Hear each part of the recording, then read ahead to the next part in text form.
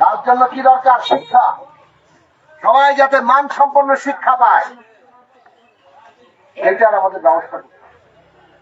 সবার জন্য যাতে স্বাস্থ্যের সেবা থাকে, এই জন্য আমরা বলছি যে ইউনিভার্সাল হেলথ সার্ভিস, সর্বজনীন স্বাস্থ্য সেবা আমাদের তৈরি করতে হবে।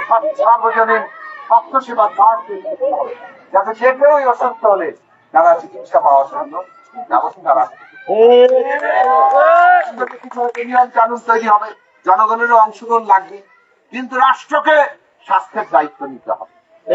চিকিৎসা একটা, স্বাস্থ্য মানে খালি চিকিৎসা না, রোগ হলে না চিকিৎসা, রোগ যাতে আগে থেকেই না হয় তার ব্যবস্থা তো করতে হবে। তার জন্য আমাদের দরকার মাটি, পানি, বাতাস, আমাদের নদী নালা, খাল বিল, আমাদের এই প্রকৃতি, গাছপালা, এগুলোকে এমন ভাবে রাখা যাতে করে আমরা আমাদের স্বাস্থ্য ঠিক রাখতে পারি। সবার প্রাণ আছে, সবার হক আদায় করতে হবে, সবার হক প্রতিষ্ঠা করতে হবে। সুন্দর কথা। আমরা আমাদের শিশুরা যাতে তারা খেলাধুলা করার জায়গা পায়, লেখাপড়ার পাশাপাশি আমাদের শিশুরা, তরুণরা যাতে মাদকের কবলে না পড়ে, সন্ত্রাসের কবলে না পড়ে, এমন ভাবে তারা বড় হয়, সেই জায়গাটা আমাদের তৈরি করতে হবে।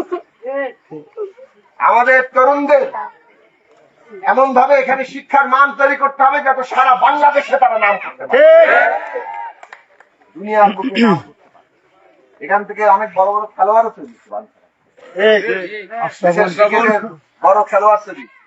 আমরা চাই যে আরো খেলোয়াড়, আমাদের ডাক্তার, ইঞ্জিনিয়ার, কিংবা কবি, সাহিত্যিক, কিংবা বড় অর্থনীতি, যে কোনো শ্রেণী পেশায় তারা যাতে নাম করে, কিংবা যারা যে কোনো জায়গায় কাজ বলে, কারখানায়, কৃষিতে, তাদের সমস্ত ন্যায্য শিক্ষা দেওয়া যাবে, তাদের মানবিক মর্যাদা, অধিকার প্রতিষ্ঠা করতে হবে।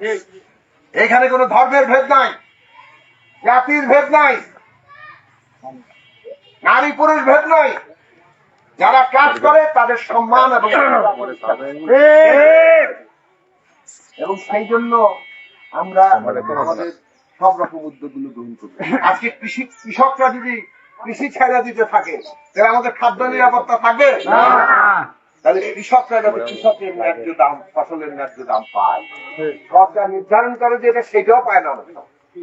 তাহলে ইউনিয়ন পর্যায়ে ক্রয় কেন্দ্র লাগবে, সরাসরি কৃষক সেখানে সরকার নির্ধারিত দামে ধান বিক্রি করতে পারে, অন্যান্য ফসল। আগামী দিনে কৃষক, শ্রমিক, মেহনতি, চাষি, কামার, কুমোর, যত শ্রমজীবী মেহনতি মানুষ আছেন, তাদের ন্যায্য হিসা আদায় করে দেশে শান্তি আনতে হবে। আর বাঞ্ছারামপুরকে একটা নিরাপদ জায়গা করতে, সন্ত্রাসের আধিপত্য চলবে না, আমাদের তরুণদের শিক্ষাতে সন্ত্রাসের কবলে না পাবে, আমাদের নারীরা, মেয়েরা, শিশুরা তারা যাতে হয়রানির শিকার না হয়।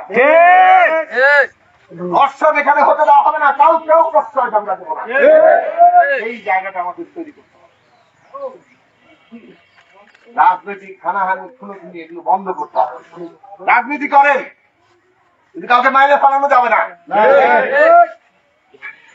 আর আমাদের দরকার বাঞ্ছারামপুর উন্নয়ন, কারণ আমাদের তরুণরা কর্মসংস্থান চায়। আমাদের বাংলাদেশে 1 নম্বর থানা হচ্ছে বাঞ্ছারামপুর। রেমিটেন্স যে আসে বাংলাদেশে, তার সবচেয়ে বেশি রেমিটেন্স আসে বাঞ্ছারামপুর।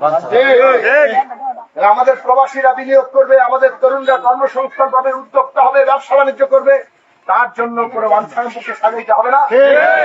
তাহলে আপনারা সবাই দাবি করছেন মেঘনা, আশা করি আমরা মেঘনার ব্রিজ তৈরি করার জন্য আমাদের সর্বাত্মক চেষ্টা করছি। এই ব্রিজ তৈরি হলে ওই মরিচা থেকে উজানচর পর্যন্ত যে মেঘনার তীর, এই তীর দিয়ে যদি আমরা মেরিন রোডের মতো রাস্তা করতে পারি, এইখানে একটা বিরাট অভ্যন্তরীণ পর্যটনের জায়গা আমাদের লোকেরা বিনিয়োগ করতে পারবে,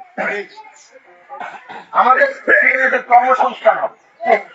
এইখান দিয়ে রাস্তা যাবে, আপনি নবীনগরের ভিতর দিয়ে রাস্তা হচ্ছে না, আমরা যদি আবার ওই রাস্তাকে এখানে ব্রিজ পর্যন্ত নিয়ে যেতে পারি, তাহলে আমাদের যোগাযোগ ব্যবস্থা যে জায়গায় দাঁড়াবে। আর সবগুলো রাস্তাঘাট একেবারেই ভঙ্গুর অবস্থা, যাওয়া যায় না, কোমর ভেঙে যাওয়ার অবস্থা। এগুলো আমাদের ঠিক করতে হবে, একটু প্রশস্ত করতে হবে।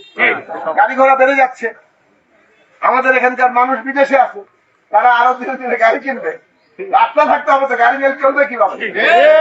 এই সমস্ত জায়গাগুলো আমাদের ঠিক করতে হবে। আমরা চাই যোগাযোগ যাতায়াত ব্যবস্থা মানুষের জন্য স্বস্তির জায়গা থাকুক। যত দ্রুত যোগাযোগ করতে পারবে তত আমাদের এখানে ব্যবসা বাণিজ্য বিনিয়োগ এগুলো বাড়বে, তত আমাদের কর্মসংস্থান বাড়বে, তত মাদক সন্ত্রাস এই সমস্ত কিছু কমবে।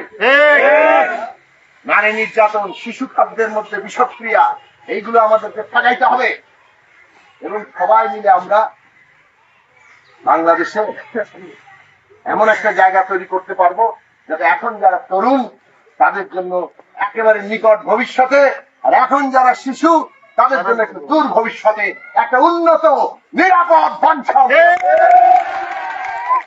সবাই দোয়া রাখবেন।